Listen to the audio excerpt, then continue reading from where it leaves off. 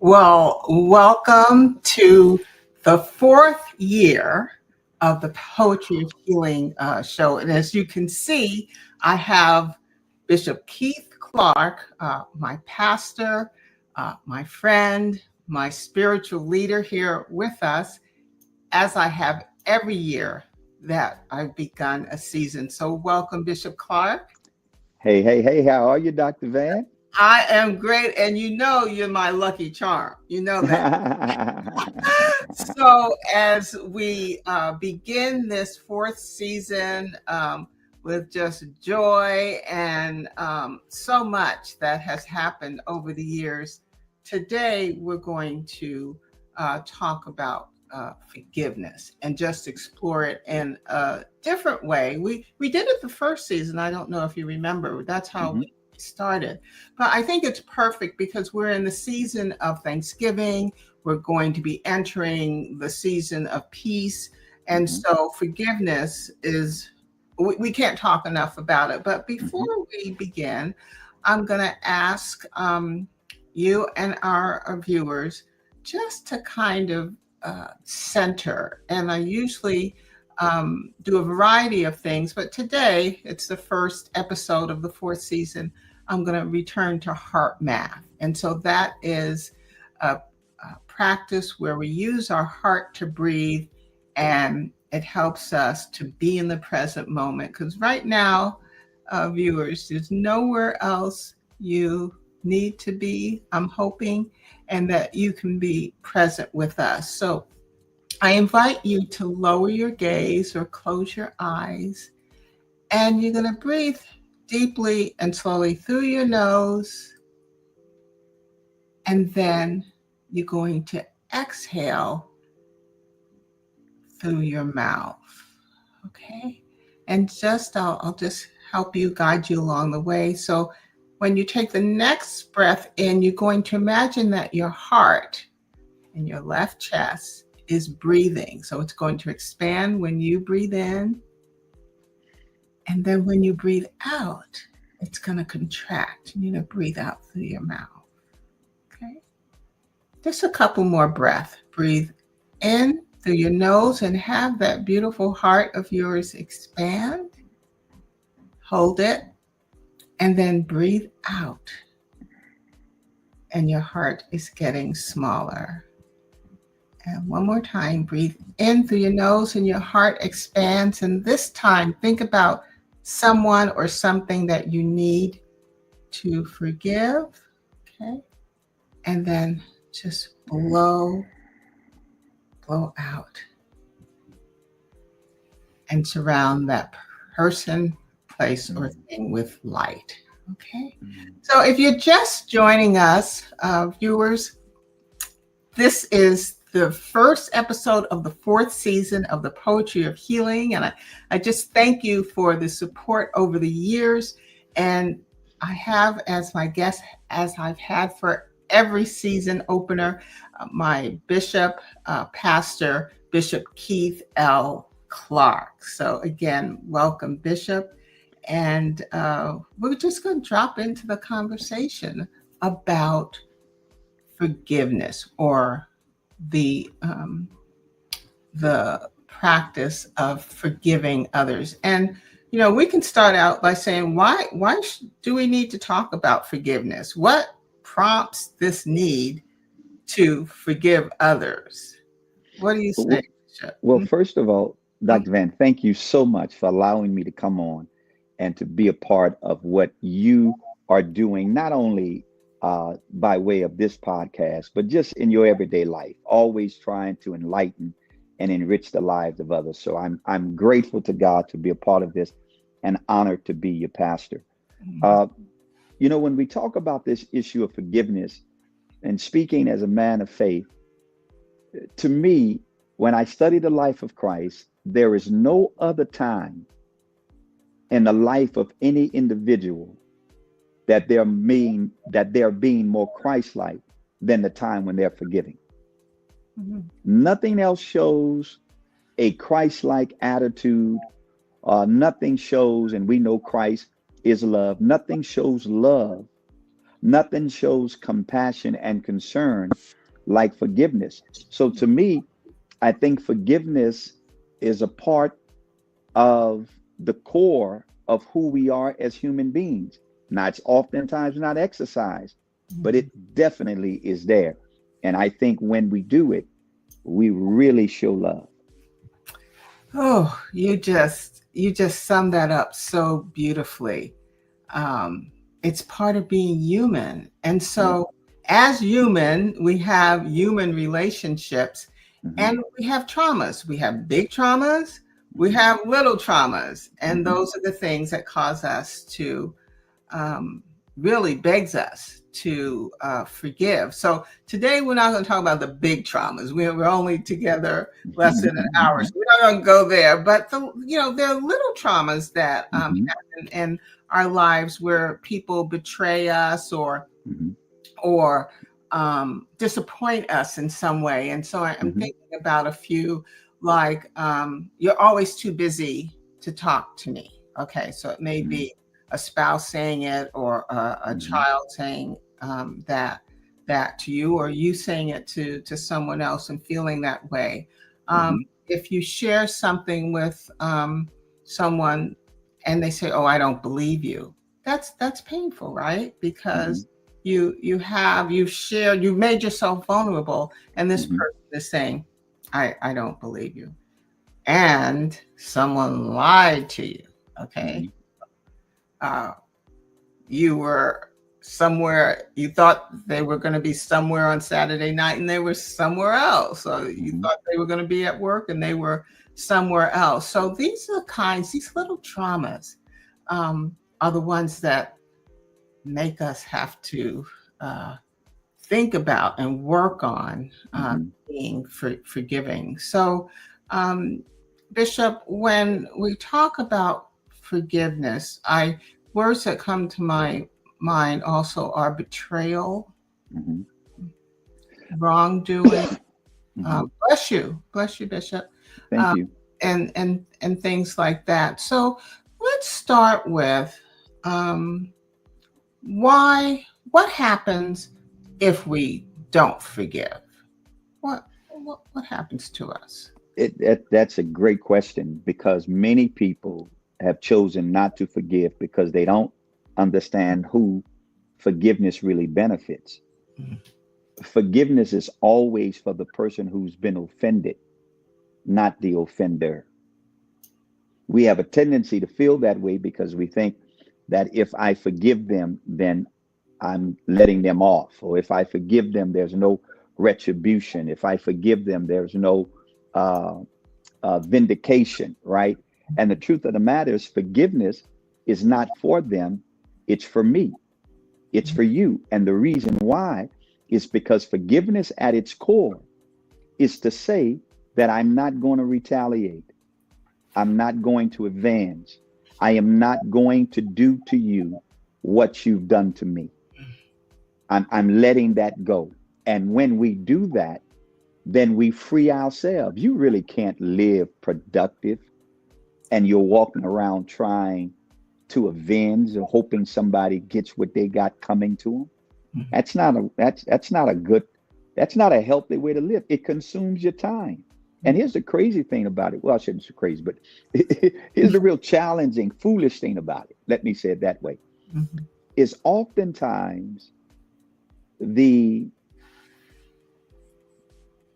forgiveness that we don't allow to happen when a person has offended us, oftentimes that person who's offended is going on with their lives. And yet we're held hostage to a feeling because we won't exercise a choice. Now, that's important to hear that.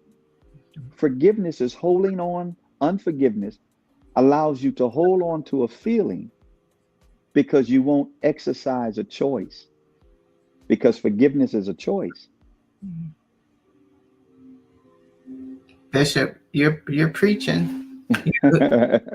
You preaching before. I better pause before I go on. No, I love it because you really are. I love the fact that you emphasize that forgiveness is a choice. It's Mhm. a active choice that we have to make if Mhm. we don't want to be bitter, be criticizing others, and be Mhm. trapped in resentment and Mhm. bitterness and anger and even hating. So Mhm. last Sunday your sermon was about forgiveness. And so, Mhm. would you share with us the definition of forgiveness that you shared with the congregation? I would love to give you the context of the message. Mhm. We were talking about there's a letter that the Apostle Paul writes to a fellow by the name of Philemon. And Philemon has been portrayed. I like that you use that word because oftentimes when somebody has hurt us and they're in need and we have to forgive, it's almost as if we're canceling a debt, right? We are saying, hey, what you did is wrong, but I'm not going to hold on to that. So uh, Paul is writing to a fellow by the name of Philemon who's been portrayed by a guy by the name of Onesimus. Well, Onesimus now comes to faith in Christ, and Paul instructs Onesimus to go back and get things right with Philemon. Well, in the process of Onesimus going back to do that, Paul writes a letter encouraging Philemon to forgive. And we said that forgiveness is refusing not to retaliate or seek revenge to someone who has done you wrong. Mhm. It is choosing that I'm not going to retaliate. I'm not going to seek revenge to someone who's done me wrong. And I'm not going to do that by my words or by my deeds. What was interesting about that, and I think it's important to say this, I feel led to actually, Dr. Van, Mhm. is that forgiveness is not forgetting. And oftentimes people don't think they have forgiven because the memory still resonates with them.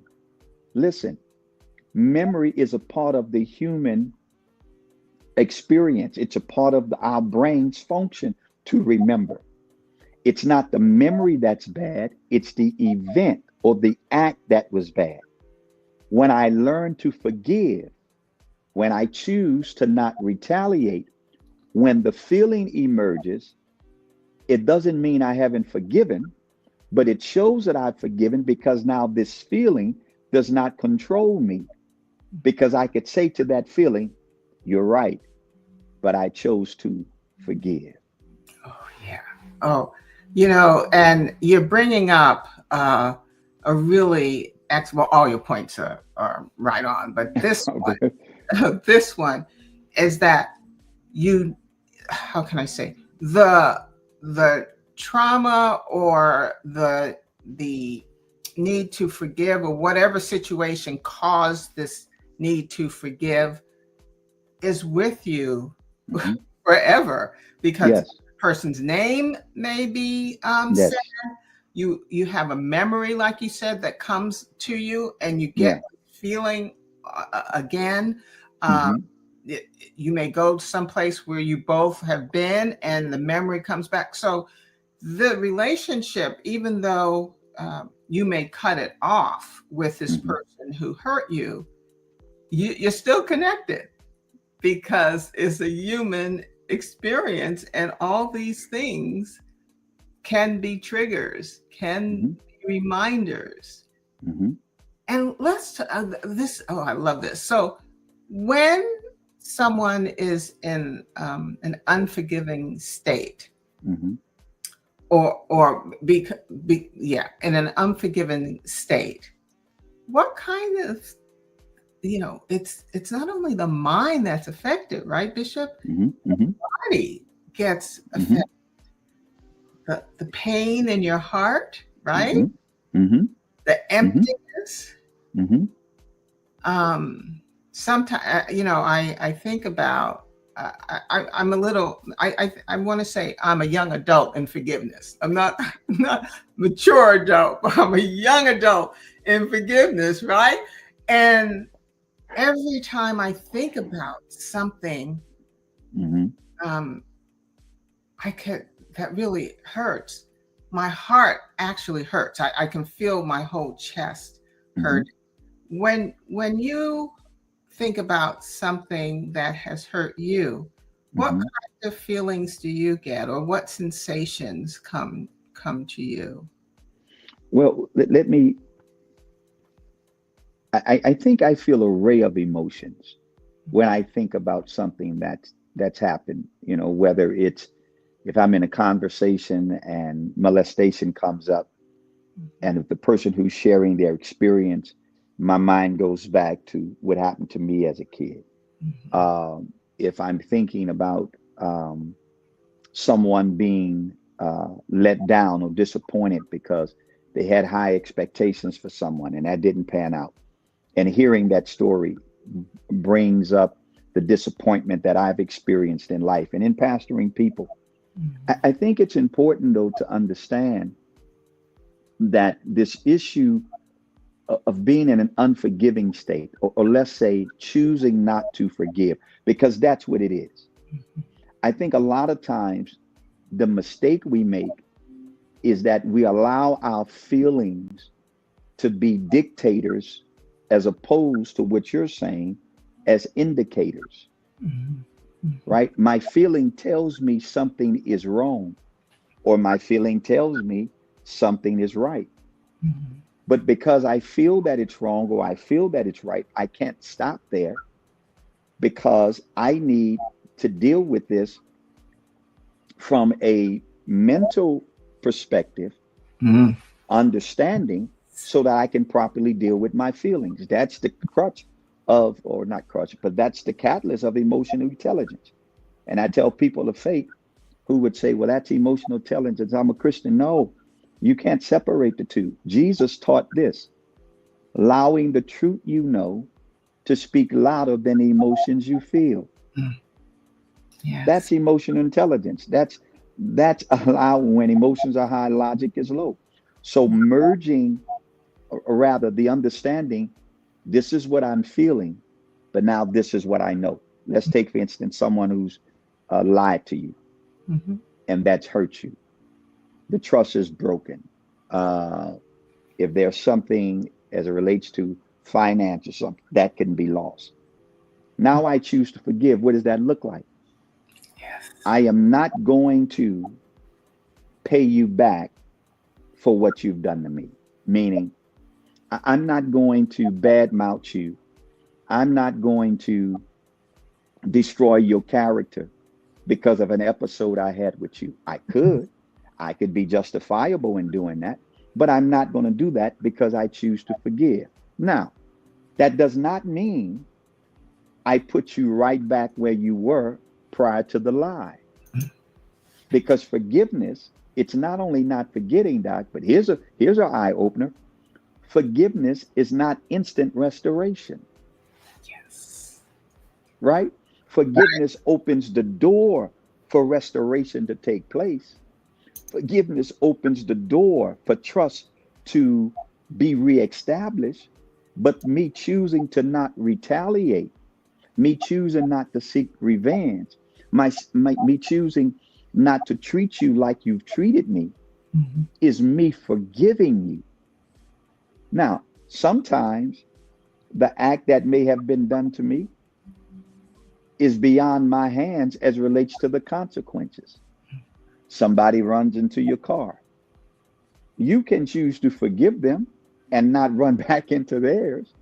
You can choose to forgive them and not try to damage who they are. But if they've ran into, it's an insurance policy, they're going to have to pay a high premium because that's out of my hands. You understand what I'm saying? It's almost like we can choose the sin or the disobedient, but we can't choose the consequence.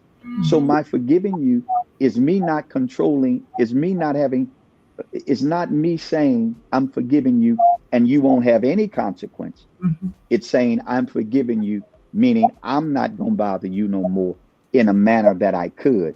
I'm going to choose not to retaliate or give revenge.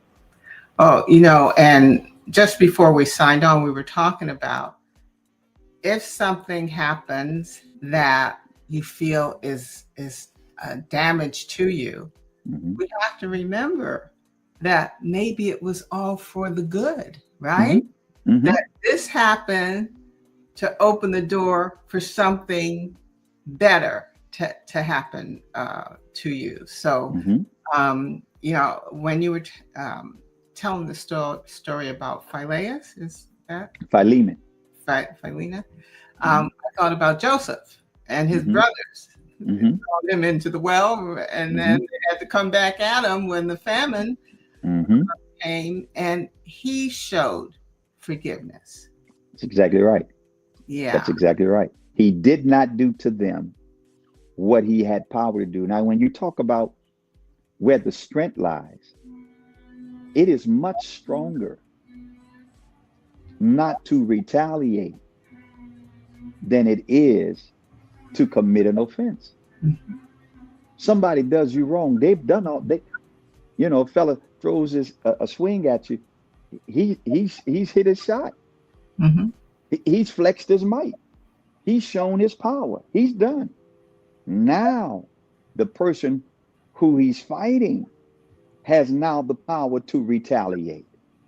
And oftentimes we're in situations, and I don't know, Dr. Van, if I would want to call this, we can play on the terminology. Some would call it karma. Uh, some would call it divine retribution. Some would call it you got what you deserve. But life has a way when you choose to forgive. I think you open the doors for justice to come. Yes. And I know that doesn't always seem like we get it, right? Those who have been unjust handled it.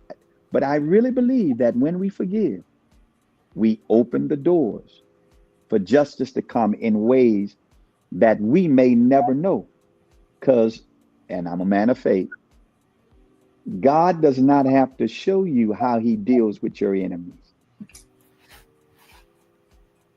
That's And I, between, yeah, that's between them. That's not we don't have to orchestrate that. Um, that's exactly right. That's um, exactly right. I was thinking of, I want us to get into how do we forgive. But viewers, if you've just dropped into our conversation, Bishop Clark and I are talking about forgiveness, and we talked about what it is not, uh, Hmm. what the reason behind making the choice to forgive.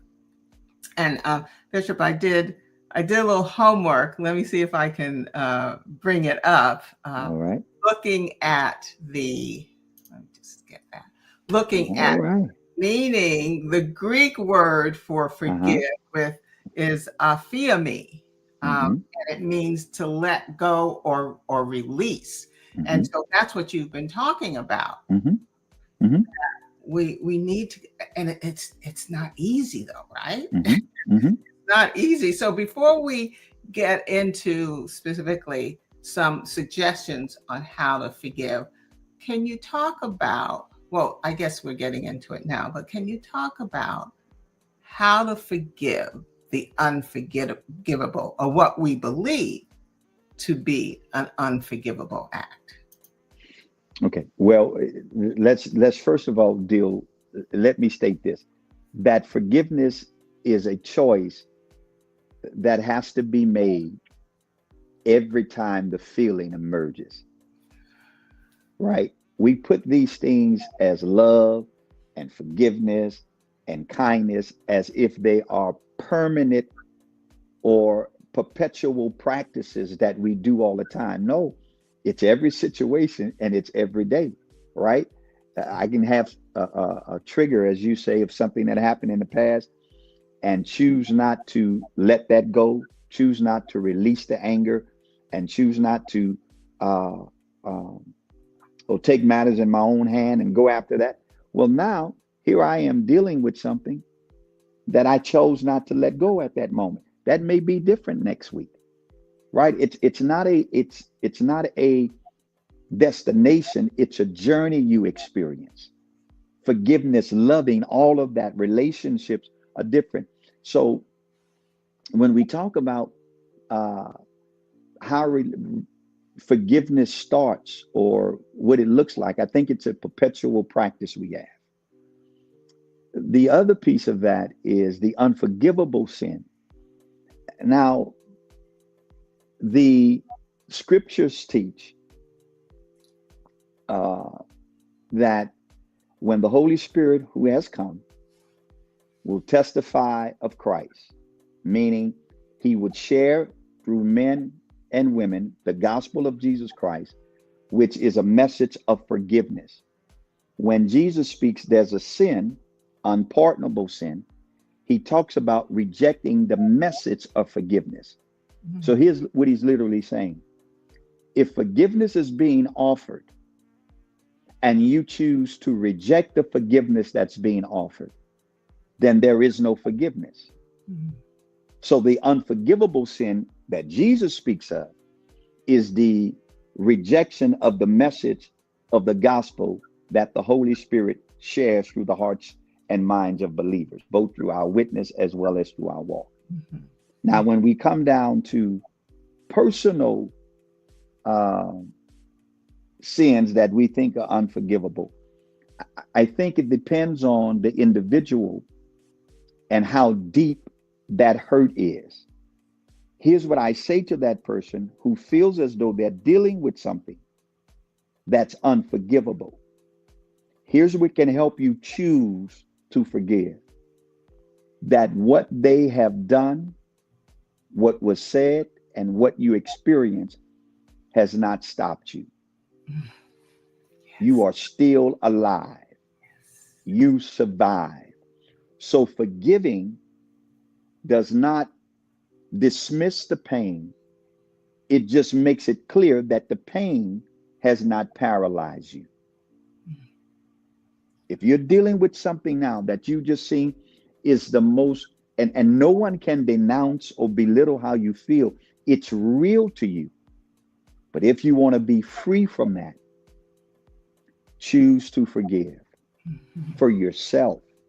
Because as long as you hold on to that unforgiveness, there's a part of you that is not, or let me say it this way, as long as you hold on to unforgiveness, you're not being the best version of you can be. Yes. Yes.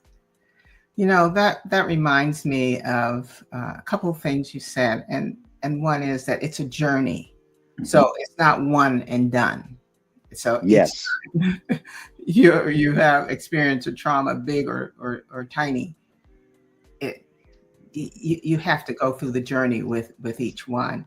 And one of the first steps that I think it's important to realize is that it's okay to get angry. Somebody hurt you, right? Yes. Yes. It's okay to feel that. Yes. Feel it.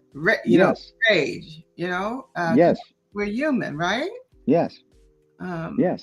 I tell people all the time, feeling is not the sin. Feeling is not the wrong thing. A feeling is a feeling. It's how you respond after that feeling that's going to determine whether or not you're going to make things better for yourself or things bad. Paul says it this way. He says, be angry and sin not. What are you saying, Paul? Acknowledge a feeling. Just don't respond inappropriate to the feeling. But feelings come. And it's amazing because a lot of people of faith, we make the huge mistake because we believe that it's about feeling. We've lumped spirituality just into emotionalism. And my scriptures I read, the spirit I have is intelligent, intentional. Yes. You know what I'm saying? And so this whole thing about healing, and it's so important because they're all woven together. You find somebody who's unforgiving, they're bitter, they're mean, and watch this. I've seen it carry over into other relationships. Yes. Right? Parents have to remember, as they're beefing as husband and wife, children, if there's animosity and malice in the air, children feel that in the atmosphere And they breathe it in. It and they becomes, breathe it in. That's exactly right. yeah, it becomes part of how they navigate their life. I'm thinking about this time, and this book, Forgive and Forget by Smedes, is coming to my mind.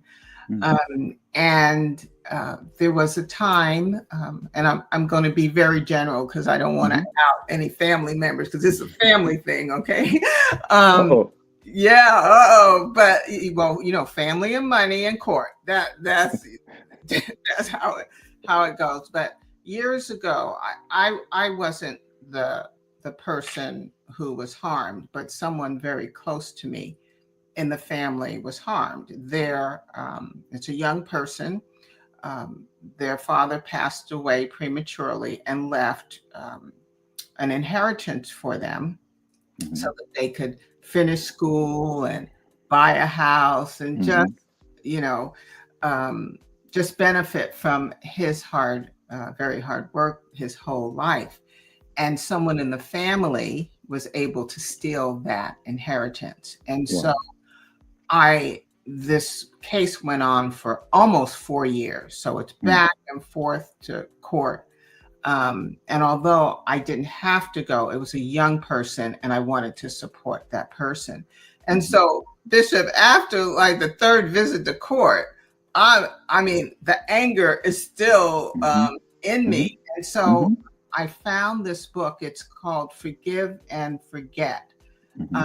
And I would bring it and I'd sit and read it. I'd read it in court. And then I even gave it to the family member's attorney. So because I think he was kind of getting angry too, because it just kept going on and on and on. And I just believe that this anger has to happen. And I say, maybe it burns out, this trauma. And then we feel the hurt. So the anger passes. And then we feel that hurt we talked about earlier. Pain, tears. I can't tell you how many tears I have cried behind big trauma and little traumas. But these are phases, like you said, it's a journey. If we don't go through experiencing the pain, experiencing the anger, it's very difficult. I don't want to say impossible, because all things are possible. I believe that. But it's easier if you allow the anger to burn out, to allow yourself to feel the hurt so that you could get to healing. Because if you don't, then you're still carrying around that baggage of resentment and I'm going to get you, you got me, I'm going to get you. So earlier in our conversation, you brought up love in relationship to forgiveness. Can you talk a little bit more about that? So this is and I'm getting to a point where I'm growing, where I can disclose the point of a message before I preach it. Right. And it took a while for me, because I like to keep that like a comedian with a good joke. I can't tell you the punchline. But in that story of Philemon, there is love, there's forgiveness, and the one I'll deal with this week is accountability. Whenever you have been damaged, whether it's big or small, and that's relative, right? Because you can think something small to you, but it'd be huge to me. Those three things are important: love, forgiveness, accountability. All of them are choices. All of them have to be made with an understanding, and feelings from that understanding will flow. Feelings from the experience will flow. But if you understand those three principles, those three practices, then you'll be all right. Love is choosing to do right by and to do what's best for another with no strings attached. And sometimes when somebody in your family has hurt you, because sometimes, let me pause, Doc, and let's be honest, there are some people who have damaged us. Forgiving, moving on is easier because we ain't got to see them no more. All we got to deal with is a memory. And time and experiences and distance can make that memory less and less impactful. But when I got to see you, when I've got to keep coming in your presence because you're a part of my world, that can be very challenging.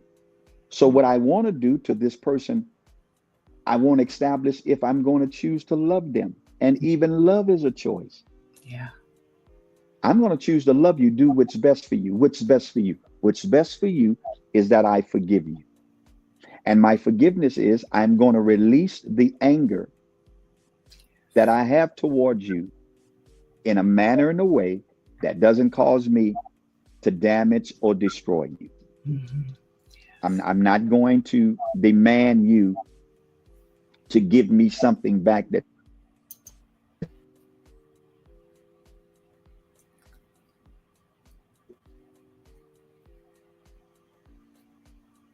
right. Sometimes we've got to forgive and there's no apology. So Mm-hmm. once I love, I can move to forgiveness. Now, here is where the challenge comes, because after I've shown you love, after I forgive, now there has to be accountability. Because how you handle accountability will determine where I move on with you in this relationship, or Mm-hmm. if this relationship continues to develop and grow, or is this one that we have to cut our ties? You go your way and I go mine, because now accountability comes into play. And here's what I've discovered from that episode of Paul's between Philemon and Onesimus, that the person who's not willing to be held accountable is a person who you forgive, but that person is not remorseful. Mm. But that's okay, right? Because That's they're not fine. they're not in control of our forgiving. We're in We're in control. control. But what it does now, and I think this is where a lot of people uh, make the mistake, and it damages them for other experiences to choose not to forgive because it all now looks like hogwash. When I love and forgive does not mean that person changes. It just means I won't. So now accountability allows me to see who I'm really dealing with. Mm-hmm. And Mm-hmm. when you understand people, you can deal with them better. And I'll share this. Hmm.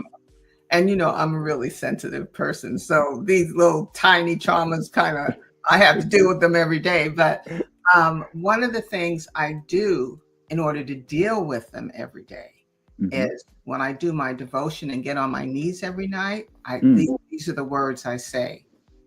Lord, I ask that I forgive. Isn't it something I'm having trouble because I'm not on my knees? Isn't it? Maybe I need to get on my knees, but it goes something like this: that um, anyone who I've hurt, um, Hmm.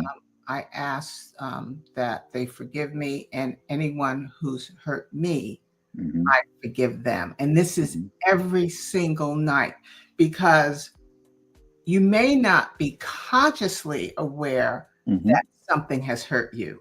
Hmm. Not right in the present moment, but then you lay down, you think about what happened during the day, and Hmm. I didn't, that kind of hit my heart the wrong way. So Hmm. that's why the current and past, and sometimes I even call the person's names. Hmm.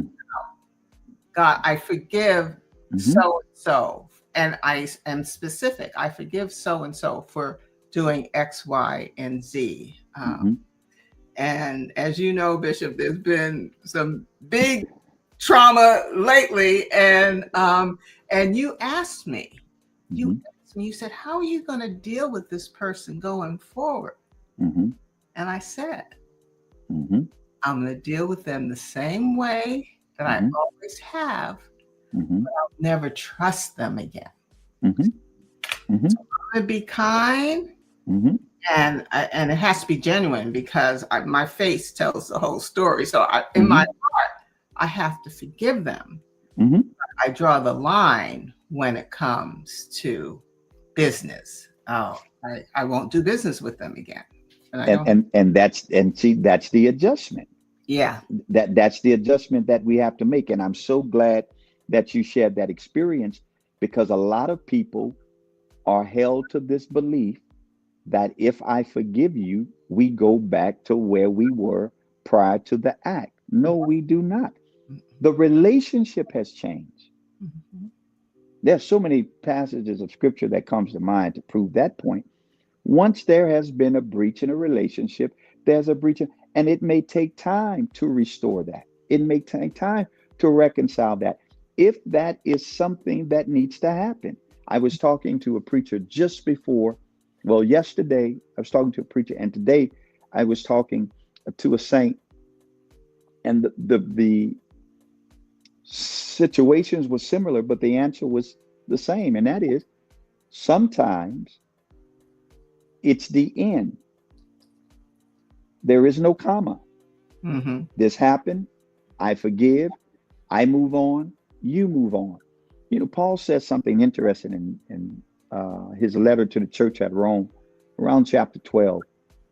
He says, "As much as in you lies, live peaceably with all men." Mhm. Translation is simple: do what you can to live well with people. After you've done that, and there's you can't live well with them, then let them go on their way, and Mhm. you on yours. Mhm. And sometimes I think we've tried to force things to happen that just wasn't never supposed to be, Mhm. right? And then there's sometimes things that could have been, but because there has been a breach or a betrayal or Mhm. breach of contract in the covenant, things change. You know, Yeah. there. How many friends? Those of you all who are watching, ask yourself this: how many people you met in your life early as a teen, maybe in your early 20s, and you vowed that y'all would be friends forever, Mhm. that nothing would change no matter what? I got some friends like that. Man, you couldn't tell me and my boys would hang out, and life moves on. It's not something bad happened.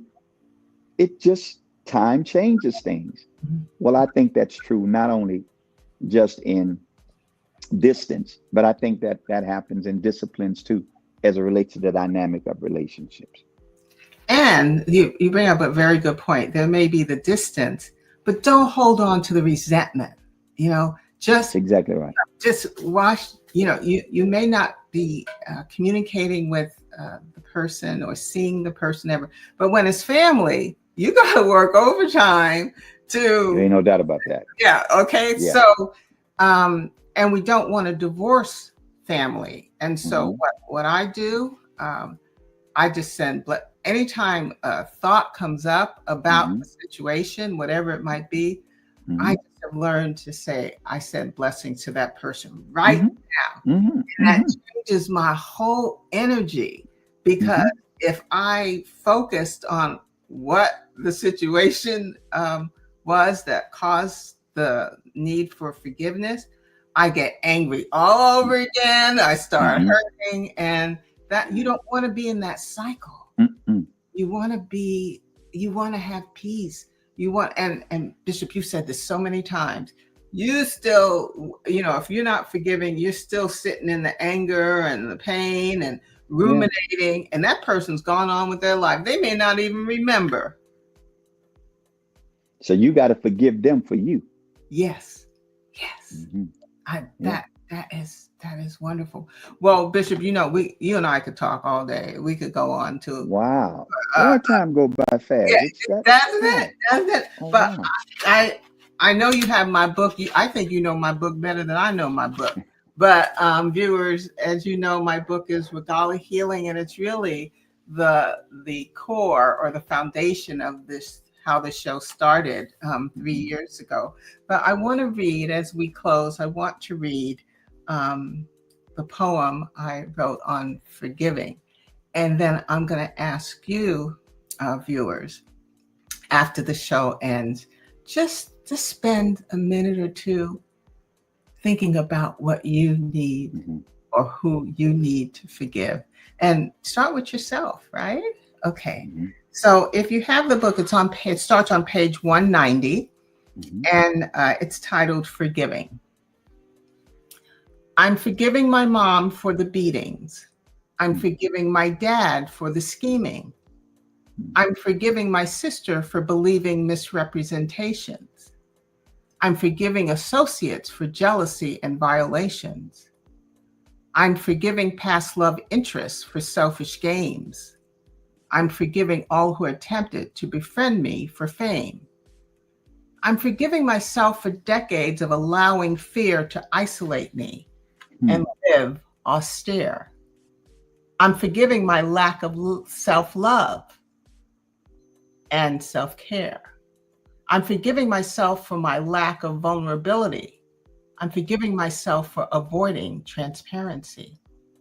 I'm loving myself for entering a space in which I could see my face. It was Caritas that led me on a path of healing and gave me the courage to start feeling. I start living from my heart, and it gave me a new start. I'm ecstatic and celebrate my transformation. Self-acceptance, self-love, self-care, self-respect, self-worth, self-compassion. I'm happy. I'm at peace. I'm at ease. I'm my best friend. I've let it out. I've told my story, and I give God all the glory. So, you see, I had a lot to Hmm. give, Hmm. but Hmm. this is one of the last poems in the book. And I just feel that just letting that all out, verbalizing it, writing it. And so I Hmm. say, viewers, think about it, maybe write it. You can write it in a way that no one will ever have to read it, but get it out, process it. And I just wanted to share my journey. And so, Bishop, as we're closing this episode, what does your heart want to share with our viewers right now? Remember, we're always responsible to manage how we feel. It's likened unto someone checking into a hotel room. You cannot control a person walking into the lobby, but you can control whether or not they're able to check in a room. Mhm. When somebody has hurt you, that feeling is real, but you owe it to yourself to deal properly with it. And forgiving is how you start. Mhm. Bishop, thank you for just your wisdom, the love you have for us, and just taking us through this journey and making forgiveness accessible. Bless you, Doc. Thank you so much for having me. You're welcome. Always a delight. God bless. Thank you. God bless you. Okay, so we've been on this path of forgiveness, and I just encourage you to just think about forgiving yourself, forgiving others, and just start the journey right after you end watching this. Just one thing you can just start with, okay? So I ask that you join me every first and third Sunday right here on blackdoctor.org for more discussions and experiences around healing. Until then, I wish you love and I wish you light. And I'm going to share some resources for you if you want to get my book, which is a tool to help healing. Okay, thank you.